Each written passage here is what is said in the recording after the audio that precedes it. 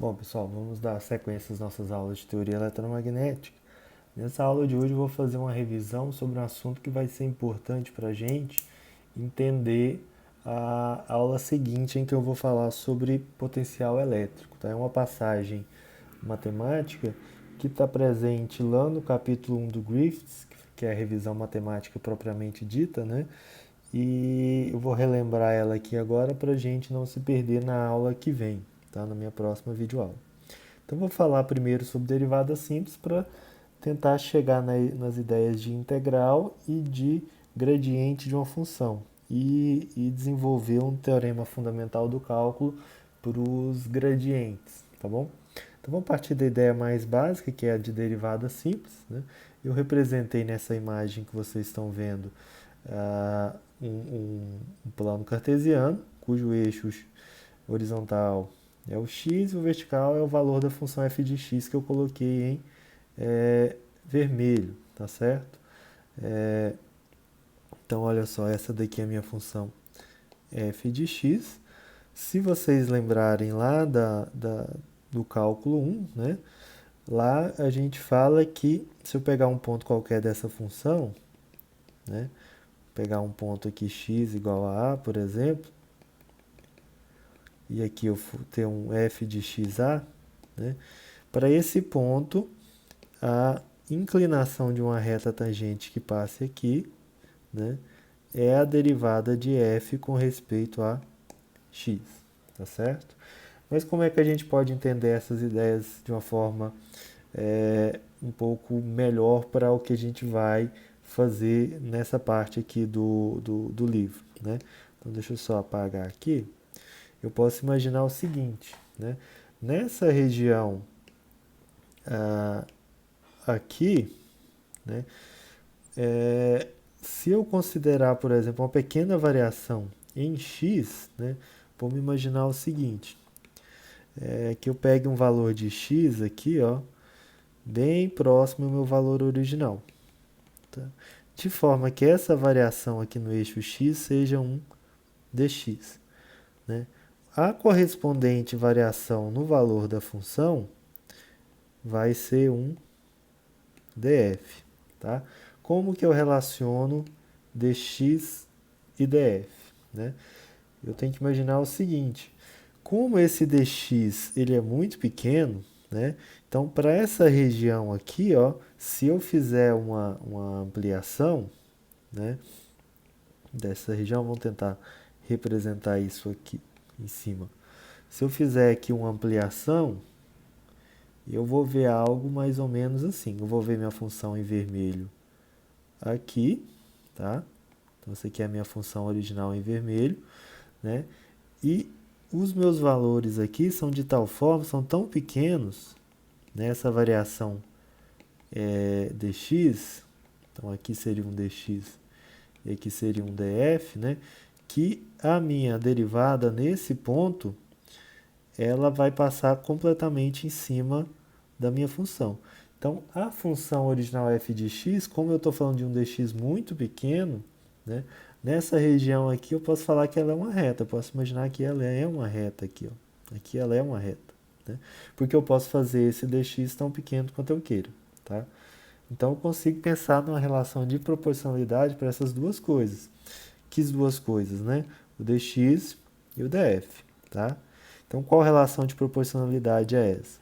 A variação em f de x, ela vai ser proporcional à variação em x, e esse fator de proporcionalidade é a própria derivada do f em relação a x. Tá?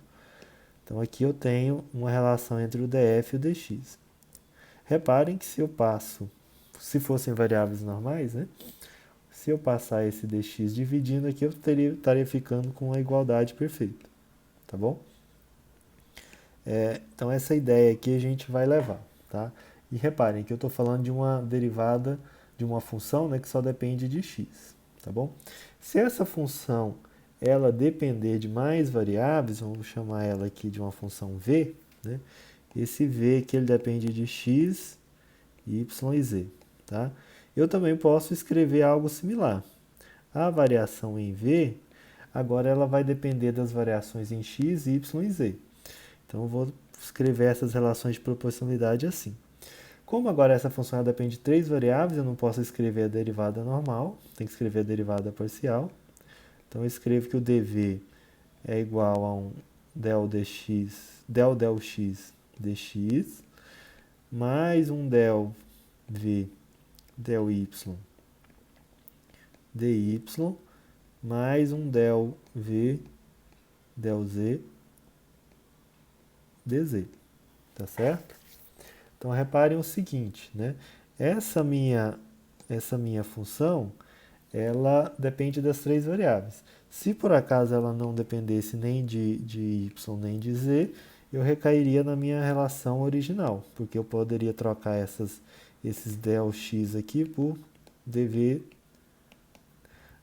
dv dx, já que só dependeria de x, tá? Mas vamos fazer essas ideias para o caso tridimensional, tá bom? Eu consigo escrever essa relação de uma forma mais compacta, que seria o seguinte. Del v eu posso escrever assim. Eu posso separar a parte das derivadas, que ficaria del v del x. Aí eu vou lançar a ideia de vetor unitário. Eu vou colocar aqui um x chapéu. Mais um del v del y, y chapéu. Mais um del v del z, z chapéu. Tá? E vou fazer um produto escalar com essa coisa aqui, ó, que vai ser dx, x chapéu, mais dy, y chapéu, mais dz, z chapéu. Tá? Reparem aqui o seguinte, se eu faço novamente a multiplicação distributiva, né, quando eu fizer x chapéu, produto escalar com x chapéu vai dar 1, então eu vou recair em algo que não tem o vetor, tá bom? Se eu fizer o x chapéu com o y chapéu ou com o z chapéu, vai dar 0. Então, esses termos cruzados, que teria del v, del x, dy, eles vão dar 0 por conta do produto escalar entre x chapéu, y chapéu ou z chapéu, tá bom? Aí nós conseguimos escrever essas coisas de forma mais compacta, tá? Eu vou chamar essa parte aqui de gradiente do v e essa parte aqui eu vou chamar de um dl, um deslocamento infinitesimal mais um deslocamento vetorial que a gente está representando, tá bom? Então, esse dv pode ser representado como sendo gradiente do v dl. Aqui é bom frisar, apesar de eu não representar assim, mas esse gradiente do v, isso é um vetor, tá?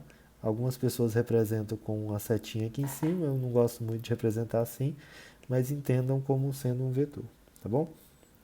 Beleza, então essa coisa aqui que eu vou chamar de 2, ela é equivalente a essa coisa aqui que eu posso chamar de 1, tá bom?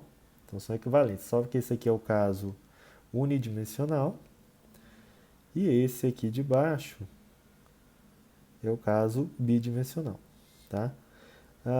Agora, se a gente for pensar na ideia de integral, né? Vamos pensar aqui na ideia de integral.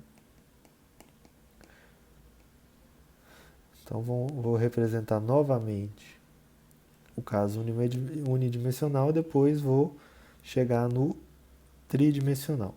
Então, o unidimensional é só para facilitar para a gente. Então, vou fazer aqui um eixo cartesiano, sistema de coordenadas, né? Aqui eu vou colocar x, f de x. Vou fazer uma função aqui novamente. Não precisa ser tão linear assim, vou fazer com as variações mais bruscas. Essa daqui é a minha função f de x, tá bom? O que eu consigo representar aqui, né? Imagine, por exemplo, que eu tenho aqui um certo ponto para x. Vou falar que seja um A, por exemplo, para ficar mais fácil. Aqui eu tenho um f de A e, sei lá, bem aqui, não sei onde que isso vai dar, mas eu tenho um ponto B aqui, que é B, e aqui é f de B. O que a gente consegue observar aqui, né? Eu tenho uma variação em x, certo? E eu tenho também uma variação no f de x, tá certo? Aqui eu vou tentar inserir a ideia de derivada para a gente. Então, imagina o seguinte. Eu posso relacionar essa variação nos f's de A e f de B, né? Esse intervalo que eu coloquei aqui ao lado, eu posso chegar nessa ideia com base nas variações nos valores de x, tá? Então, como eu tinha escrito o seguinte, que df é igual a df de x dx, né? Cada um desses deslocamentos df está relacionado com os deslocamentos em x, tá certo? Então, por exemplo, eu posso dividir esse intervalo em x em vários pedacinhos, né? Dividir aqui em vários pedacinhos e, deixa eu apagar esse pedaço, se a gente imaginar um pedacinho qualquer aqui, esse aqui, ó. Pegar esse pedaço, essa variação aqui. Aqui eu tenho um dx, certo? Para essa variação dx, eu tenho uma variação correspondente ali, que é um df. Né? Então, esse pedacinho aqui é um df, tá? Que é dado por aquela ideia que a gente escreveu inicialmente, né? Então, olha só, se eu somar todos os df's que eu tenho aqui no eixo vertical, né? Então, eu não vou representar para não ficar mais bagunçado ainda, mas eu tenho vários df's aqui que, se eu somar todos, né? Eu vou chegar na diferença entre f de B menos f de A, que é essa variação aqui no eixo vertical, tá bom? Então, olha só. Então, se eu somo todas as variações em x, eu vou ter variações correspondentes em f. Se eu somo todas elas, eu vou ter essa diferença entre f de B menos f de A, tá? Então, como é que eu represento isso, né? Então, eu posso usar a ideia de integral, que é, na verdade, uma soma. Então, se eu somo todas as variações em x indo de A até B, então seria algo assim, de A até B, né, do df, né, eu também vou estar somando todas as variações em x, né? Então, eu tenho aqui, ó, df dx dx, tá certo? Só que esse lado esquerdo da minha equação é essa soma dos df's, né? E eu sei que, se eu somar todos os df's, eu vou ter o intervalo como um todo, que é, na verdade, né? Deixa eu escrever aqui logo abaixo, que é, na verdade, f de B menos f de A, tá certo? Isso é igual ao meu lado direito, que é a soma de A até B, de df dx dx. Isso que eu acabei de escrever aqui, né? Essa coisa é, na verdade, o teorema fundamental do cálculo. Então, certo? Como que a gente pode imaginar essa ideia, né? É como se você imaginasse, por exemplo, deixa eu fazer mais abaixo aqui ainda, na outra página, que eu tivesse uma escada. Vou tentar fazer uma escada aqui. Tá? E eu queira saber qual é a variação da altura correspondente dessa escada. Eu queira saber, por exemplo, quanto que vale isso aqui, ó. Tá? Eu tenho duas formas de fazer isso, tá certo? Eu posso pegar uma régua, né, e fazer o seguinte: eu posso medir essa altura, tá certo? Aí eu ando esse intervalo aqui que eu posso chamar de dx, né?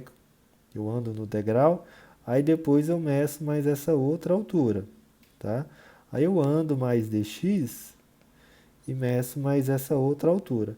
Essas alturas que eu estou medindo aqui, eu vou chamar de df, tá? Se eu percorro a escada inteira medindo essas alturas, né?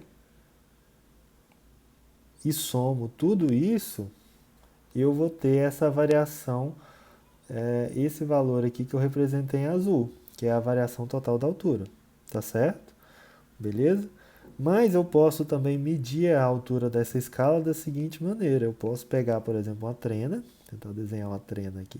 Isso aqui é uma trena. Deixa eu chegar ela um pouco mais para cima. Tem uma trena aqui, né? Aí que está o valor da minha trena. Imagina que eu consigo descer a trena até a parte de baixo aqui. Como que eu posso medir a altura da escala aqui? Da escada nesse ponto, né? Eu posso ver onde ela marca aqui, na minha tela. Vamos imaginar que aqui seja F de A. E eu vejo onde a altura máxima da escada marca ali, que vamos imaginar que seja um F de B, tá? Então, essa altura total aqui, né, é quem? É F de B. Deixa eu fazer em outro lugar. Essa variação da altura total é F de B menos F de A, né? Geralmente a gente mede a altura das coisas considerando F de A igual a zero, né? E fica mais fácil, né? Você não precisa fazer a subtração, é só fazer a leitura do valor de F de B, tá? Mas aqui está claro o seguinte, essa diferença F de B menos F de A, né? Ela tem que ser igual à soma de todas as variações aqui, ó, de cada aumento da altura do degrau, tá certo? Então é o que a gente tem aqui. Esse lado esquerdo é a diferença entre as leituras na trena, no valor f de b menos f de a, e o lado direito, né, é a soma da variação da altura de cada um dos degraus. Isso tem que ser igual, né? Eu não posso ter a soma dos degraus dando maior do que, ou menor, né, do que a altura da escada como um todo, tá? Senão eu fiz alguma coisa muito errada, tá bem? Beleza. Agora, isso seria a ideia de integral para o caso unidimensional. Para o caso tridimensional, né, a gente parte do que a gente acabou de escrever, que é essa relação, né, e a gente aplica a mesma ideia. O que é a mesma ideia? É fazer uma integral indo de um vetor A até um B. Aqui é vetor porque A depende de A e B, eles dependem de x, y e z, tá? Então eu faço a integral do lado de cá também, tá ok? Né?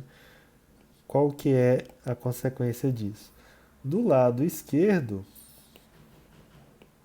isso vai ser na verdade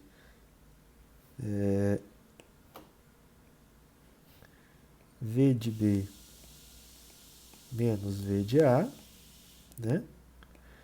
E do lado direito a gente continua com a mesma coisa. Tá? Opa.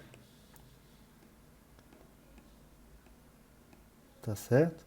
Então, isso que eu escrevi aqui é o teorema fundamental do cálculo, mas para os gradientes, para uma função tridimensional. E a gente vai usar essas ideias na próxima aula, tá? Então a gente vai usar isso. Então, isso é nada mais, nada menos que uma extensão da ideia de derivada e de integral, né, para o caso unidimensional, tá? A gente vai usar isso aqui para a gente poder escrever, para fazer a dedução do potencial elétrico, tá ok? Então é isso.